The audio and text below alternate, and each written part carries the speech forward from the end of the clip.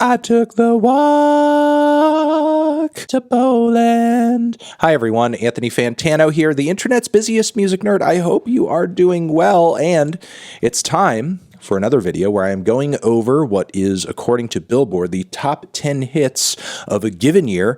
We are working our way through the 2010s. We did 2013 last time, which proved to be shit. 2013 was awful. 2013 had a lot of bad, very regretful hits that were gross. And now we're moving on to 2014, and I regret to inform you that this year is not panning out to be that much better. So, okay, we are actually beginning things on a positive note here with the number 10 track from Billboard. That is Sam Smith with Stay With Me. This is actually a wonderful ballad. Yes, Sam Smith may have gotten bitten in the ass a little bit by Tom Petty over a suit on this track because, I guess the melody, the vocal melody, yeah, it's kind of similar to Don't Back Down. There's parallels there. I get it. With that being said, it's still a heartening little tune. Gorgeous vocal performance, amazing piano work, though, simple but powerful. There are a lot of super sappy, basic, plainly recorded piano ballads that seemingly hit the charts at some point every year, and a lot of them, in my opinion, are just painfully bad, not performed all that well, and are sentimental in a super obvious and gross, somewhat manipulative way, in my opinion. Stay With Me is a track that comes across to me as genuinely beautiful, a legitimately moving song that's just lovely to listen to. In a sense, is it a tad bit basic? Sure. Could it have been a bit more original on the songwriting side? Yes. But the fact of the matter is that it is a gripping and moving performance from Sam Smith vocally. It's a cute little tune lyrically. I would put this very solidly in the B row. Very good song all around. Very good song in my opinion. But now we are moving on to Ariana Grande's hit track Problem,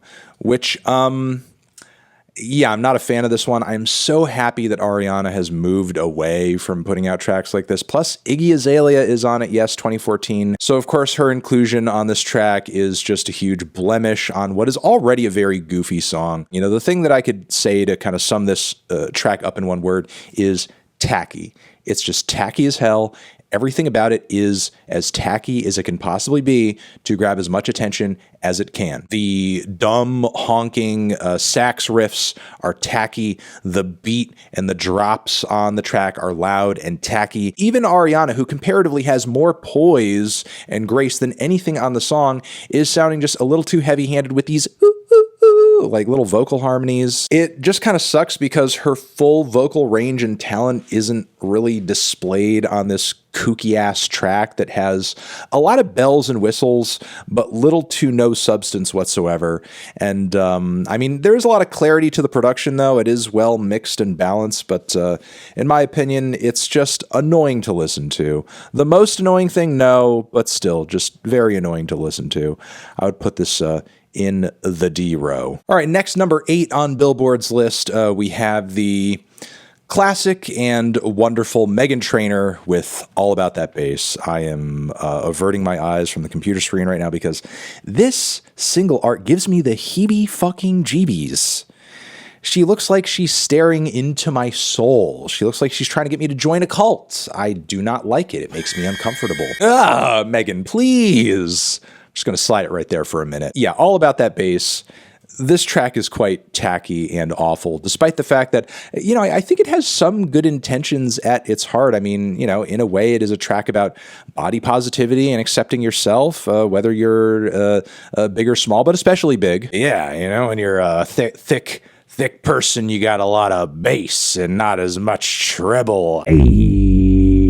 With that being said, this very positive message could not have been couched in a more gross and annoying song. I think the vocals are mid as hell. The production is generic and bland. I absolutely hate the attempt at like this throwback, like 1950s vocal pop kind of, hey, we're going to go down to the soda shop with this one, boys. There was a little tiny smidge of a revival with that around this time in a few pop songs, and All About That Bass was the worst example and most popular example by far, and I'm glad it didn't really kind of escalate too far. There's not really too much I can say about this track that isn't just like evident on the surface. It's tacky, it's corny, it's just in awful taste musically and aesthetically. It's kind of like your annoying kid sibling got a hold of some time at a recording studio and put this together. I really do not care for it at all. I'm going to put it in the E. Next, we are going to throw down on one that all of you may remember. Why you gotta be so rude? Yes, from the band Magic. When this track dropped, man, it was a fun one. It was a fun little radio bop. Hey, listen, if there's a lesson to be learned with this track, never count out a group of white boys playing some reggae, because every once in a while, they're gonna come through with a bop, and they're gonna just arrive fast, take over, grab all the attention, and then disappear as fast as they came. I mean, that's not what happened with like the Police and everything. I mean, they stuck around for quite a while, but that's what happened with Magic. Truth be told, this is actually not a bad song. It's kind of fun. It's fine. It's just, you know, kind of mildly annoying in the way that most white boy reggae songs are. But that doesn't mean that there isn't a decent song and chorus at the core of it. Most certainly is. It's just kind of corny. You know, it is what it is. I would put it in the C row. It's fine. It's listenable. If it was on, I'd be singing it at the top of my lungs, but by the time it was over, I would be very happy to not hear it again for a very long time, and I might also need a shower. Following this, we have Mr. Jason Derulo with Talk Dirty featuring 2 Chainz, a song so awful and in bad taste that it's not even really worth it to stick around for the 2 Chainz verse. The track is packed with all of these awful lyrics that if you packed them into a pickup line, the person you said them to would most likely like fucking mace you or puke on your shoes. I can interpret that booty. Like, they are that not sexy at all. Also, hate the banging subs and honking horns, like all over the track again, trying to be sexy, but just over fucking shooting it. I got lipstick stamps on my passport. All right, next on the list, we have One Republic's Counting Stars, which I really don't have a whole lot to say about. It's just kind of like a very generic kind of rock, kind of singer-songwriter anthem with those driving kicks and ascending instrumentation. You've heard tons of tracks like this prior to the release of this track. Obviously, since the release of this track, too, because it was so popular. I don't really see this song as much more than a plain, basic-ass, uninspired, flavorless formula. I feel like it's really more window dressing and, you know, sort of like instrumental progression and production techniques than it is like, you know, a tune that you really kind of get whipped up in. Yeah, it's just kind of basic and uninspired in my opinion, and it's just mind-blowing to me that tracks like this kind of gain the traction that they do. I would put it in the D row, or the dro as we call it. And once more, it was 2014, so that means it was the year of Iggy Azalea. So of course we have Fancy. I'm really glad that this track got called out on Impact for essentially being like the vocal blackface that it was, because it's even harder in retrospect to, you know, listen to Iggy Azalea rap with all of these like southern affectations as if she's like from fucking Houston or some shit. I would put this so much lower than I am about to put it, if not for the fact that the production goes off. They should have put another rapper on this shit. And the Charlie XCX chorus is still good. It's a good chorus. You know, Charlie is saving the track. The production is saving the track. Iggy herself is like the most annoying factor in all of it. This year is not looking great so far. It's not getting better with John Legend's All of Me. Another chart-topping, very dramatic piano ballad. John Legend, with this song in particular, because I do like some John Legend songs. John Legend is a very talented singer and artist, in my opinion, but I do not feel like this track, despite it being as massive of a hit as it is, I don't feel like this track is representative of his full potential. To me, this is one of those chart-topping piano ballads that is fairly dramatic and relies more on theatrics and melodrama than it does the quality of the song at the core of it. On top of that, there's so many lyrics on this track that just make me roll my eyes. What's good? going on in that beautiful mind? I'm on your magical mystery ride. The D-row is stacking up. Following from here, we have another really big track that I think there's going to be some love for in the comments. We have Katy Perry with Dark Horse. It's no firework. I think Katy Perry's vocal melodies on the track are fine. I think the very trap-inspired production is proving to be a little dated at this point. There's not really so much a chorus on this track as much as there's a drop. We have a very epic pre-chorus, which is, you know, sort of in line with an EDM trend that was like really popular at the time for, you know, things to be kind of sounding and structured in exactly that way. And I just think it hasn't led to a song that's aged all that well, frankly. Plus, I think the song is definitely yet another example of a very corny, you know, pop, hip-hop crossover. The Juicy J appearance, in my opinion, is really not, was never really all that great. Like, is it listenable? Are some parts of it epic? Is it relatively well produced? Are Katy's vocals on point? Yeah, and yeah. But is it a song that, you know, I absolutely love listening to? No, I wouldn't go out of my way to listen to it, but if it was on, it would be fine, but I really wouldn't miss it once it was gone.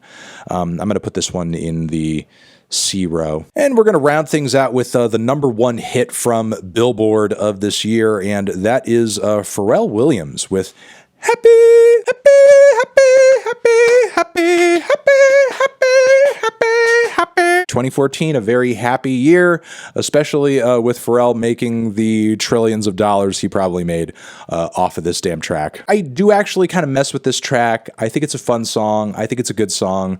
I think the vocals are solid. I think it's well produced. I think it's colorful. I think it's lighthearted.